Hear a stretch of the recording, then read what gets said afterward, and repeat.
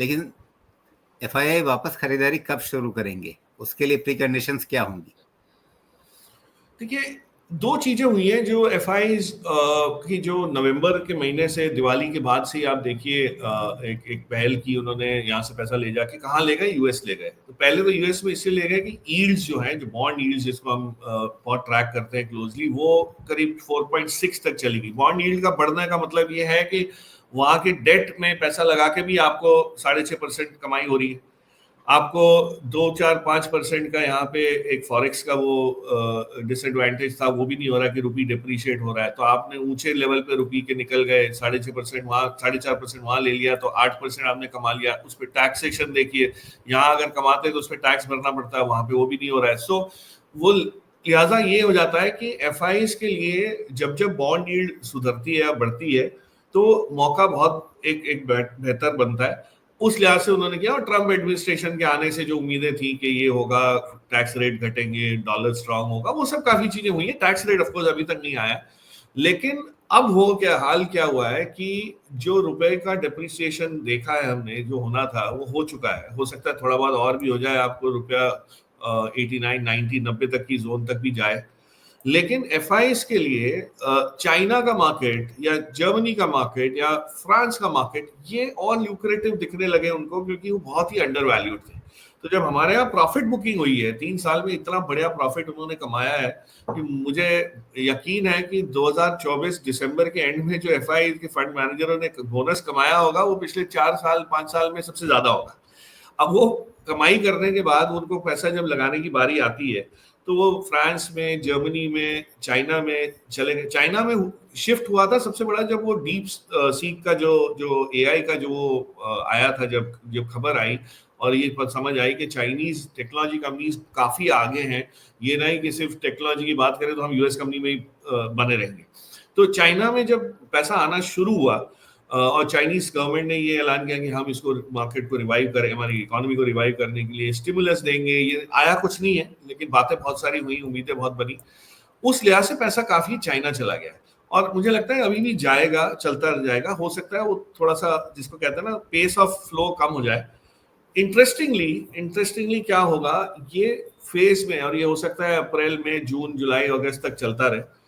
China में जब over exposure हो जाएगा और चाइनीज कंपनीज में या चाइनीज सेक्टर्स में जिस उम्मीद से इन्होंने पैसा लगाया है, वहां पे बहुत ज्यादा इंप्रूवमेंट ना दिखे, वो एक फ्लैट जोन में, टेरिटरी में आने लगेगा, तब वो देखेंगे कि और कौन सा मार्केट है। अच्छा, साथ साथ एक और चीज अजीब हो रही है जिसको हमने नजरअंदाज किया है, और मेरे ख्याल से ये अगले 2-3 महीने में बहुत डिस्कशन में आएगा, कि यूएस का मार्केट इटसेल्फ मुझे लगता है कि करेक्ट होने की बहुत वहां बड़ी जगह बन रही है। वो भी पिछले 4 साल पैंडेमिक के बाद से इतना ऊपर गुब्बारे की तरह ऊपर उठा है। वहां कहीं ना कहीं मुझे लगता है एक रैशनल समझ आनी शुरू हुई है कि कंपनी टैरिफ्स के बाद तो बिल्कुल नहीं ग्रो करेंगी, उल्टा मुश्किल हो जाएगी। और जो इन्वेस्टमेंट टेक्नोलॉजी में हुए हैं, फॉर एग्जांपल एआई में जो इन्वेस्टमेंट हुआ है, वो इतना ज्यादा है ग्लोबली कि उसको हम ओवरडू कर रहे हैं। तो उनको जब समझ आएगी कि इतनी क्षमता हमने बना ली, लेकिन इसकी कमाई इतनी हो नहीं रही जितनी सोची थी, उस समय में नहीं हो रही जितनी सोची थी। सोचा था इसका पे बैक 7 साल होगा, वो पता चला 15 साल हो गया। तो तब ये सारी कंपनीज को री रेट किया जाएगा डाउनवर्ड्स। और आपको एक चीज बताऊं इंटरेस्टिंगली, जब इंटरनेट की शुरुआत हुई थी तो इंटरनेट के लिए अंडर सी केबलें लगाई गई थी।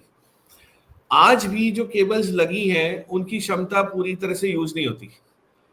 आप सोचेंगे इंटरनेट तो यूज इतना हो रहा है, और इंटरनेट को शुरुआत हुए आज से 35 साल हो गए, फिर भी अगर यूज नहीं हो रही तो हमने क्या किया, क्या सोच के लगाया था। तो हमेशा ये रहता है, एआई में यही चीज हुई है, इट्स अ बबल, कि आपने इतनी क्षमता बना दी है, विस्तारण किया है कि हर एक आदमी को कमाई नहीं होगी, क्योंकि आपने बहुत ज्यादा कैपेसिटी बनाई है। तो जिन्होंने कैपेसिटी बनाई है वो उसकी राग गाते रहते हैं, वो अपना उनकी दुकान चलाने के चक्कर में सब कुछ करते रहेंगे। बट कहीं ना कहीं यूएस मार्केट्स करेक्ट होंगे। अच्छा, ये अगर सॉफ्ट करेक्शन होता तो बहुत अच्छा है, अगर शेक आउट होगा तो ग्लोबल मार्केट्स में भी असर पड़ेगा। एफआईज वापस कब आएंगे, आपका जो सवाल ओरिजिनल था, उस मेरे हिसाब से रुपया थोड़ा सा स्टेबल हो जाए, वीक और होके, चाहे वो 90 की तरफ भी चला जाए।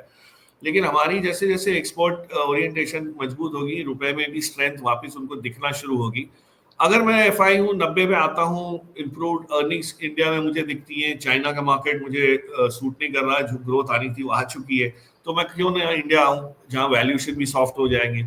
अगर हमारी क्वार्टरली अर्निंग्स 2 क्वार्टर और बढ़ जाती है, अब ये सोचिए, और हम रहते हैं यहाँ पे ये इंडेक्स लेवल पे, तो हमारा मार्केट और भी सस्ता हो जाएगा। आज ऑलरेडी हम 20 के नीचे हैं on a trailing basis Nifty में, जो एक बहुत ही बड़ी चीज मानी जाएगी, क्योंकि एवरेज देखें तो आप वो 20-21 के ऊपर ही रहते हैं हम लोग। तो ये जो चीजें हो रही हैं, अगर हम 18 पे आ जाते हैं पी मल्टीपल के लिहाज से, और चाइना मार्केट अट्रैक्टिव नहीं रहता है, यूएस में आपकी अपॉर्चुनिटीज नहीं बनती, और पैसा यूएस से निकल रहा है, ये बात नहीं कि पैसा सारा यूएस में जा रहा है। हाँ, नवंबर, दिसंबर, जनवरी में गया था, बट जनवरी, फरवरी, मार्च में जो पैसा निकला है, अगर आप डाउ जोन्स का मूवमेंट नीचे देखें और आप डैक्स का देखें, डैक्स को अगर आप देखेंगे तो आप ताजुब करेंगे कि जर्मनी का मार्केट जो इतने सालों से सुस्ती में था, वहां पे इतना इंप्रूवमेंट कैसे दिख रहा है।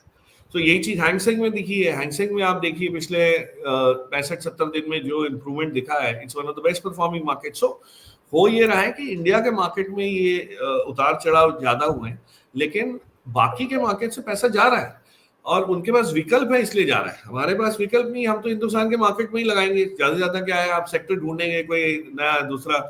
लेकिन ये चीज एफआईज के लिए अलग होती है, और वो कहीं ना कहीं उनकी चॉइसेस जो हैं, वो मुझे लगता है अप्रैल में, जून के आसपास वो इंडियन मार्केट्स की तरफ अट्रैक्टिवनेस जो है। और हमने क्या बात की थी कि Q3 Q4 अच्छा आएगा, उसके एंटिसिपेशन में हो सकता है कि वो आपको पैसा 1 क्वार्टर पहले आना शुरू हो जाए या 6 महीने पहले आना शुरू हो जाए। लेकिन हाँ, ये नहीं हम कह सकते कि बिल्कुल इस तरह चीजें चलेंगी। जियो पॉलिटिक्स एक बहुत बड़ी चीज है, और कहीं ना कहीं मुझे लगता है कि ये जो हमने बॉटम अभी देखा है, जब इस महीने की बात कर ले आप, हो सकता है ये रिविजिट हो, बट एक 4 महीने के गैप के बाद हो। तो ये कहना बहुत मुश्किल है कि मार्च में खत्म हो जाएगा, नहीं होगा, अप्रैल में आएगा, ये तो मुझे अंदाजा नहीं है। लेकिन फंडामेंटली जो चीज आपको लेनी है, 100 रुपए लगाना है, तो आप एटलीस्ट 40 रुपए आज लगा लीजिए, 50 रुपए आज लगा लीजिए, और अगली बार गिरे तो फिर लगाइए। क्योंकि डर ये होता है, रिस्क ये होता है मार्केट को टाइम करने की। जब भी हमने कोशिश की है कि आपने 100 लगाना था, आपने 40-50 लगाया, ये उम्मीद करके कि भाई प्रकाश ने तो कहा था मार्केट एक बार और गिरेगी, और वो गिरी नहीं, तो हमारा तो डिप्लॉयमेंट ही इक्विटी में आधा हो गया।